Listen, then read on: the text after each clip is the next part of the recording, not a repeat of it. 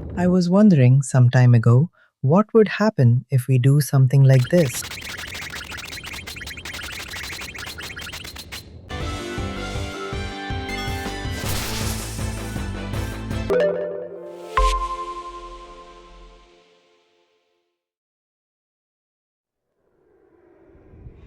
Last year, I started playing Final Fantasy IX for like the 10th time. I've wanted to make FF9 content for a long time, and while playing with the ability system, I got an idea. Would it be possible to activate all the abilities at the same time? Of course, I had to try it immediately. So I started the game from the beginning, and as soon as I got control of Zidane, set the gems to the maximum and locked the value there. Then unlocked all abilities and went crazy enabling all of them.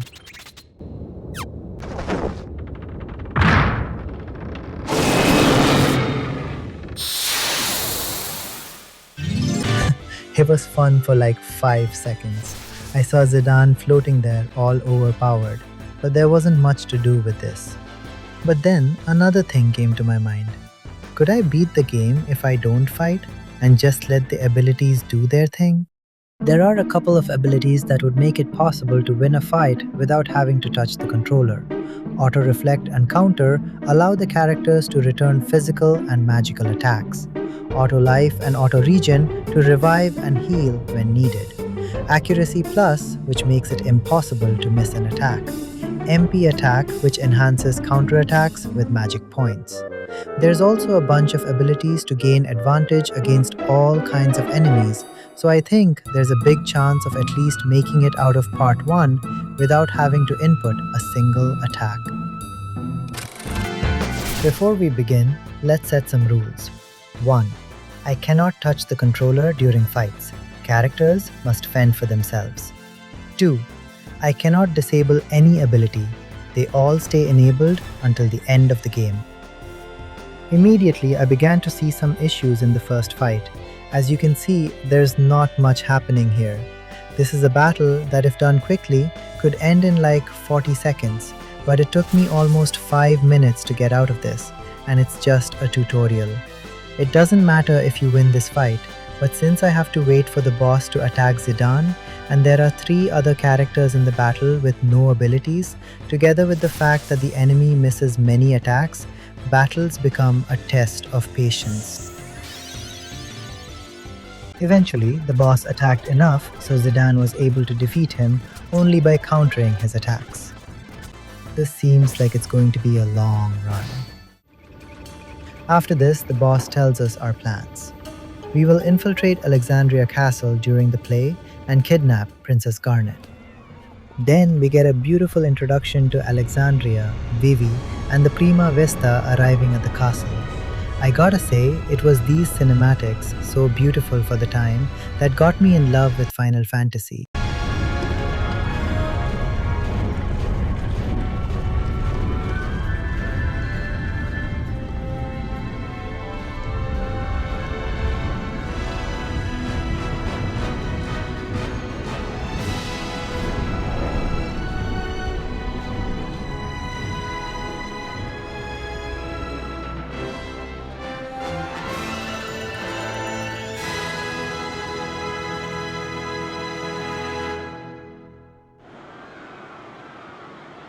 Now there's a short section with Vivi, our little black mage.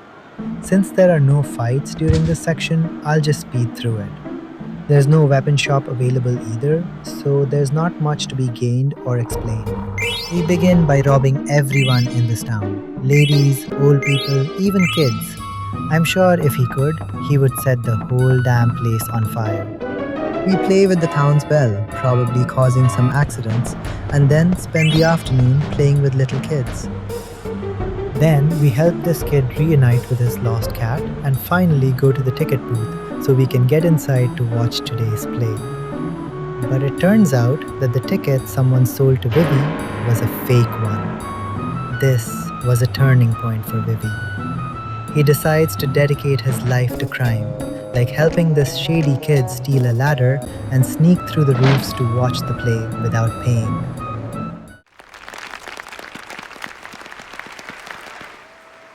And finally, it's playtime. We get introduced to a very excited Queen Bran, a sad Princess Garnet, and a soldier who seems very content with his position. The boss, already disguised as a king for the play, makes an introduction, and we are brought to the second battle of the run. This time, as a part of the play, most of the enemy attacks are just for show and deal no damage. As always, we're counting only on counterattacks from Zidane to win this fight. Sadly, due to most enemies doing fake attacks, missing, or attacking Zidane's comrades, a fight that should take just 1 minute ends up taking 10 minutes. I won't play the whole fight here, but if you want, I can upload them as a separate video. After an agonizing patience test, Zidane manages to beat the enemies. After a demonstration of skill from Zidane and Blanc in front of the public, they manage to infiltrate the castle, knock 2 soldiers out, and steal their armor. As they begin to act on their plan, they cross paths with a strange girl who turns out to be Princess Garnet on her own plan to escape from the castle. Queen Bran finds out about her daughter's disappearance and sends her forces to find her. Here's when we take control of Steiner, a self-centered soldier whose loyalty to the Queen gets in the way of making the right choices half of the time. We are tasked with finding Princess Garnet, and while we're here, we might as well do our thing and enable Steiner's abilities. We find Princess Garnet at the top of a tower running from Zidane, and Steiner obviously thinks the worst of the situation. The three jump from the tower in another beautiful scene, and after chasing her for some time, Zidane finally gets to Garnet and they understand their goals are aligned. So both decide the kidnapping plan is the right thing to do. The party is slowly coming together. Garnet and Zidane run as Steiner comes into the scene. After chasing them for a while, he catches them, and we get the third fight of the run, this time against Steiner. And here's something interesting. Even though I turned all his abilities on, he's not floating in the air, so this fight is not against the same entity that we get to control. It's just an enemy with Steiner's model. It's no surprise that this is another easy but slow fight. But due to Marcus being out of the party and Steiner killing one character, this fight is faster than the previous one. After 3 minutes of waiting, we deal enough damage to trigger the end of the fight.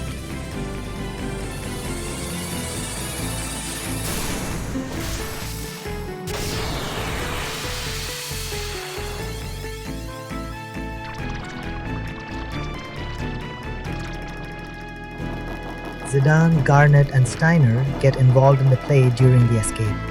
Zidane and Garnet do a great job at acting, but Steiner is hilariously paralyzed, not understanding the situation. But just as the play gets to its peak, Vivi, being chased by soldiers because of his crimes against humanity, gets in the scene. In a last attempt to escape justice, he tries to burn an innocent crew member alive. Luckily, she gets out of this alive. This is when they decide to drop the charade and face Steiner once more. Vivi is now in the party just because he wants nothing more than destruction. You can see how the soldiers want nothing more than to kill this criminal. Even though we have Garnet and Vivi in the party, the game hasn't given us a chance to enable their abilities yet. So we are once again counting only on Zidane to win this fight. But this time, Zidane's abilities aren't enough. They manage to kill the party, and here's something I didn't know. You can lose this fight and the game just continues normally, but with a different dialogue from Steiner asking the princess to return to the castle.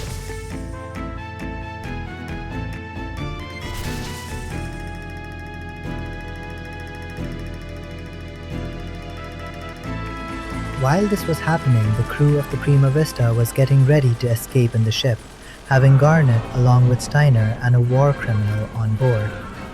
But Queen Bran finally realizes what's happening and tries to stop them, unleashing a bigger threat to our heroes. This is a pseudo-boss fight because we don't have to actually kill this creature. We only have to wait until it gets big enough to end the fight. The party is trying really hard to get Steiner to turn back and see the creature floating behind him. but his sense of justice tells him that he should instead kill Vivi. After some back and forth, the creature gets big enough that Steiner can't ignore it any longer, and the fight ends.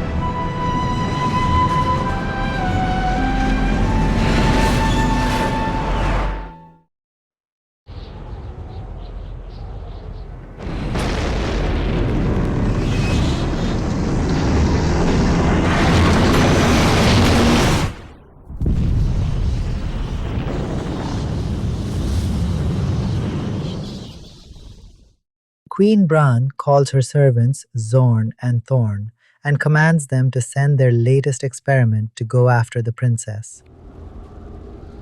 Meanwhile, in the forest, we can see that the damage to the ship was devastating. The crew inside is getting on their feet, but they know they're in trouble. It is said that no one has made it out of the forest alive, so they begin to gather all their resources from the ship. Zidane, on the other hand, is more concerned about the princess' whereabouts. We get to see a clip of the princess and the war criminal running away from something.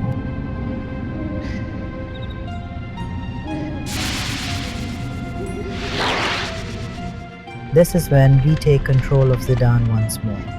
The tutorial is over and the battles are for real this time. We gotta find the princess before something happens to her, and we get to the first area of the game with random encounters. Here's where we finally put the abilities to the test. The first fight usually isn't anything worth mentioning, but since we have to wait for the enemy to attack us, and the enemy can deal more than half our HP as damage, this battle can be lost very quickly. I think it's a good moment to consider which abilities help us here. First of all, we have Counter, which is our primary way to deal damage. Then we have Auto Regen, which makes us recover HP gradually over time, but it wouldn't be very useful if the enemy landed every attack. That's where Distract comes into play. It helps us evade enemy attacks more frequently, giving us enough time to heal with Auto Regen. We also have HP plus 20%, which gives us enough HP to hold against enemy attacks, and Long Reach, which lets us set the character to the back row, taking less damage but dealing the same damage as if we were in the front row. With all of this, we get a skill set powerful enough to go through the game without having to input any attack.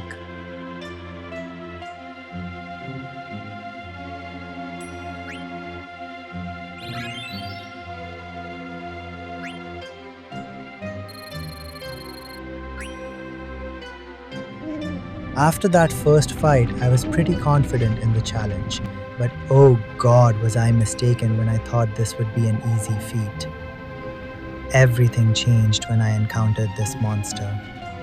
Funnily enough, it was a cage running after our little criminal. How fitting. This guy has Princess Garnet trapped inside his cage. We get introduced to the trance mechanic, a way of giving characters a boost of power when they get angry enough. I really thought that this boost would be enough to kill this mini-boss. But guys, I was really mistaken this time.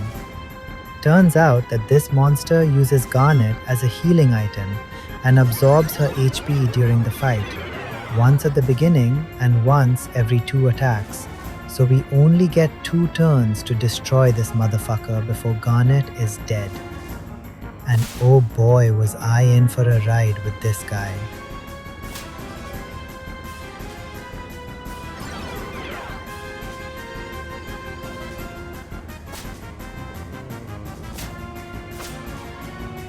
I had 2 turns with 2 characters, that's 4 possible attacks, and I only got to attack once during the fight. How am I supposed to kill it if I can't attack at will? At this point, I thought that we have to level Zidane up if we want to get a fighting chance. That's right, we're on the first screen of the game and we already have to grind. Luckily, there's one ability that can help us with that. Level Up gives us 50% more experience on each battle, and with that, our training session began. It wasn't a long one, it only took about 7 minutes to get to level 5. More than enough to face the mini-boss again.